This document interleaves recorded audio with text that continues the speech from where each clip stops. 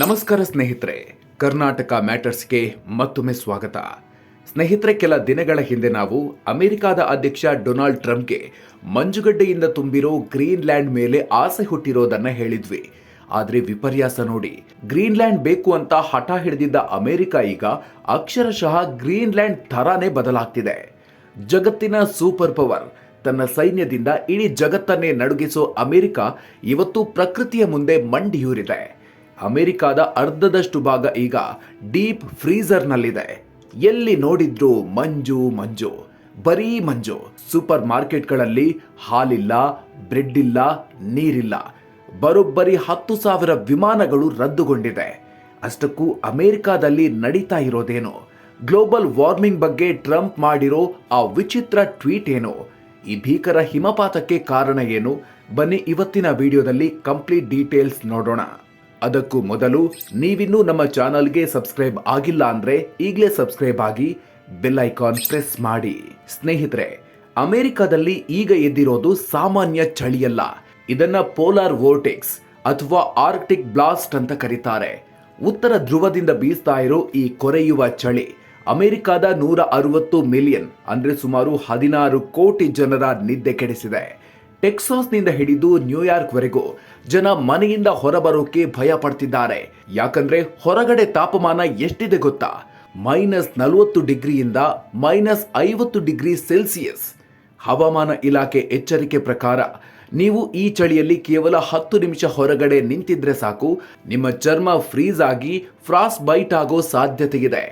ಈಗಾಗಲೇ 16ಕ್ಕೂ ಹೆಚ್ಚು ರಾಜ್ಯಗಳಲ್ಲಿ ತುರ್ತು ಪರಿಸ್ಥಿತಿ ಅಂದ್ರೆ ಎಮರ್ಜೆನ್ಸಿ ಘೋಷಣೆ ಮಾಡಲಾಗಿದೆ.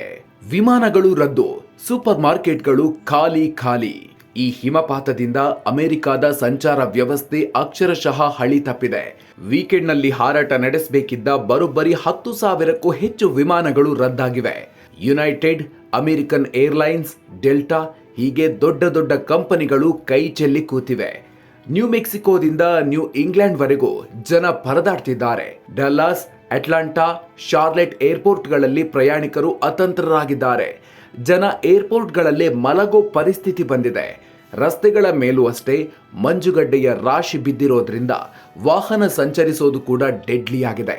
ದಯವಿಟ್ಟು ಮನೆಯಲ್ಲೇ ಇರಿ, ಹೊರಗೆ ಬಂದ್ರೆ ನಿಮ್ಮ ಪ್ರಾಣಕ್ಕೆ ಗ್ಯಾರಂಟಿ ಇಲ್ಲ ಅಂತ ಟೆಕ್ಸಾಸ್ ಗವರ್ನರ್ ಗ್ರೆಗ್ ಅಬಾಟ್ ಜನರಲ್ಲಿ ಮನವಿ ಮಾಡ್ತಿದ್ದಾರೆ. ಇನ್ನೊಂದು ಕಡೆ ಜನರಿಗೆ ಊಟಕ್ಕೂ ಪರದಾಟ ಶುರುವಾಗಿದೆ. ಚಂಡಮಾರುತ ಬರ್ತಿದೆ ಅಂತ ಗೊತ್ತಾಗ್ತಾ ಇದ್ದಂಗೆ ಜನ ಮುಗಿಬಿದ್ದು ಸೂಪರ್ ಮಾರ್ಕೆಟ್ಗಳಿಗೆ ಲಗ್ಗೆ ಇಟ್ಟಿದ್ದಾರೆ. ಪರಿಣಾಮ ಅಂಗಡಿಗಳಲ್ಲಿ ಹಾಲಿನ ಪ್ಯಾಕೆಟ್ ಇಲ್ಲ, ಬ್ರೆಡ್ ಇಲ್ಲ. ಅಷ್ಟೇ ಯಾಕೆ, ಕುಡಿಯೋಕೆ ನೀರಿನ ಬಾಟಲ್ಗಳು ಸಿಗ್ತಾ ಇಲ್ಲ.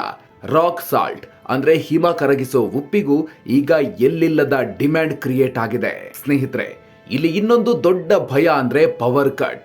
5 ವರ್ಷಗಳ ಹಿಂದೆ ಟೆಕ್ಸಾಸ್ನಲ್ಲಿ ಇದೇ ರೀತಿ ಹಿಮಪಾತ ಆದಾಗ ಕರೆಂಟ್ ಇಲ್ಲದೆ 100 ಜನ ಪ್ರಾಣ ಬಿಟ್ಟಿದ್ರು.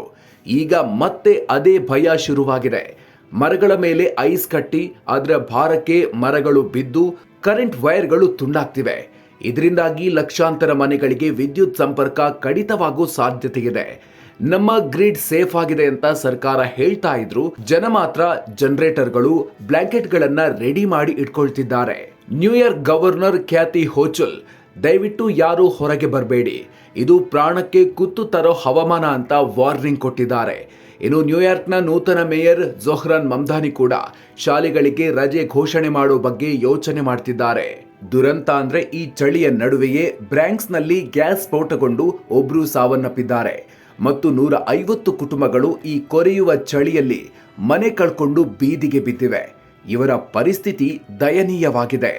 ಗಂಭೀರ ಪರಿಸ್ಥಿತಿಯಲ್ಲೂ ಟ್ರಂಪ್ ಮೊಂಡುವಾದ, ವಿವಾದಕ್ಕೆ ಕಾರಣವಾಯಿತು ಟ್ವೀಟ್.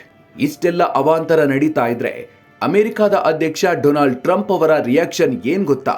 ಟ್ರಂಪ್ ಸೋಷಿಯಲ್ ಮೀಡಿಯಾದಲ್ಲಿ ಒಂದು ಪೋಸ್ಟ್ ಹಾಕಿದ್ದಾರೆ. ಎಲ್ಲರೂ ಗ್ಲೋಬಲ್ ವಾರ್ಮಿಂಗ್, ಜಾಗತಿಕ ತಾಪಮಾನ ಏರಿಕೆ ಅಂತ ಬಡ್ಕೋತಾರಲ್ಲ, ಅದೆಲ್ಲ ಎಲ್ಲೋಯ್ತು?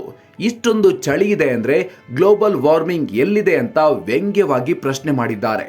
ವಿಜ್ಞಾನಿಗಳು ಮಾತ್ರ ಹವಾಮಾನ ಬದಲಾವಣೆಯೇ ಈ ರೀತಿಯ ತೀವ್ರ ಚಂಡಮಾರುತಕ್ಕೆ ಕಾರಣ. ಪೋಲಾರ್ ವೋರ್ಟೆಕ್ಸ್ ಅಂದ್ರೆ ಆರ್ಕ್ಟಿಕ್ ಭಾಗದ ತಂಪಾದ ಗಾಳಿ ತನ್ನ ದಾರಿ ಬದಲಿಸಿ ಅಮೆರಿಕದ ಕಡೆ ನುಗ್ತಿದೆ. ಅದಕ್ಕೆ ಈ ಪರಿ ಚಳಿ ಅಂತ ಹೇಳ್ತಿದ್ದಾರೆ. ಆದ್ರೆ ಟ್ರಂಪ್ ಮಾತ್ರ ಎಂದಿನ ಮೊಂಡನಂತೆ ಇದನ್ನ ಒಪ್ಪೋಕೆ ರೆಡಿ ಇಲ್ಲ. ಫೀಮಾ ಅಂದ್ರೆ ವಿಪತ್ತು ನಿರ್ವಹಣಾ ತಂಡ ರೆಡಿ ಇದೆ, ಹೆದರ್ಬೇಡಿ ಅನ್ನೋದು ಬಿಟ್ರೆ ಹವಾಮಾನ ಬದಲಾವಣೆ ಬಗ್ಗೆ ಅವರ ನಿಲುವು ಒಂದಿಂಚು ಬದಲಾಗಿಲ್ಲ. ಸ್ನೇಹಿತರೆ, ಒಟ್ಟಿನಲ್ಲಿ ಅಮೆರಿಕದ ಸ್ಥಿತಿ ಈಗ ಚಿಂತಾಜನಕವಾಗಿದೆ. ಅಲ್ಲಿನ ಸರ್ಕಾರ 70 ಲಕ್ಷ ಊಟದ ಪ್ಯಾಕೆಟ್, 6 ಲಕ್ಷ ಬ್ಲ್ಯಾಂಕೆಟ್ಗಳನ್ನು ಹಂಚೋಕೆ ರೆಡಿ ಮಾಡಿಕೊಂಡಿದೆ. ಶಾಲೆಗಳು ಬಂದಾಗಿವೆ, ಚರ್ಚ್ಗಳು ಆನ್ಲೈನ್ ಪ್ರೇಯರ್ ಮಾಡ್ತಿವೆ, ಹೊರಾಂಗಣ ಆಟೋಟಗಳು ಪೂರ್ತಿ ರದ್ದಾಗಿವೆ. ಇದರಿಂದ ಅಮೆರಿಕ ತಂತ್ರಜ್ಞಾನದಲ್ಲಿ ಎಷ್ಟೇ ಮುಂದುವರೆದಿದ್ರೂ ಪ್ರಕೃತಿಯ ಮುಂದೆ ಕುಬ್ಜ ಅನ್ನೋದನ್ನ ಮತ್ತೊಮ್ಮೆ ಸಾಬೀತಾಗಿದೆ. ಒಂದು ಕಡೆ -50 ಡಿಗ್ರಿ ಚಳಿ, ಇನ್ನೊಂದು ಕಡೆ ಕರೆಂಟ್ ಇಲ್ಲದ ಭಯದಲ್ಲಿ ಅಮೆರಿಕದ ಜನರು ಕಾಲ ಕಳೀತಿದ್ದಾರೆ. ಈ ಬಗ್ಗೆ ನಿಮ್ಗೇನನ್ಸುತ್ತೆ? ಟ್ರಂಪ್ ಹೇಳೋ ಹಾಗೆ ಗ್ಲೋಬಲ್ ವಾರ್ಮಿಂಗ್ ಸುಳ್ಳ ಅಥವಾ ಹವಾಮಾನ ಬದಲಾವಣೆಯಿಂದಲೇ ಈ ರೀತಿ ಆಗ್ತಾ ಇದೆಯಾ?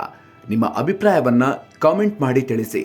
ಈ ವಿಡಿಯೋ ಇಷ್ಟ ಆಗಿದ್ರೆ ಲೈಕ್ ಮಾಡಿ, ಶೇರ್ ಮಾಡಿ. ಪ್ರಪಂಚದ ಮೂಲೆ ಮೂಲೆಯ ಇಂಟ್ರೆಸ್ಟಿಂಗ್ ಸುದ್ದಿಗಳಿಗಾಗಿ ನಮ್ಮ ಚಾನೆಲ್ ನೋಡ್ತಾ ಇರಿ. ಮುಂದಿನ ವಿಡಿಯೋದಲ್ಲಿ ಮತ್ತೆ ಸಿಗೋಣ. ಅಲ್ಲಿವರೆಗೂ ನಮಸ್ಕಾರ.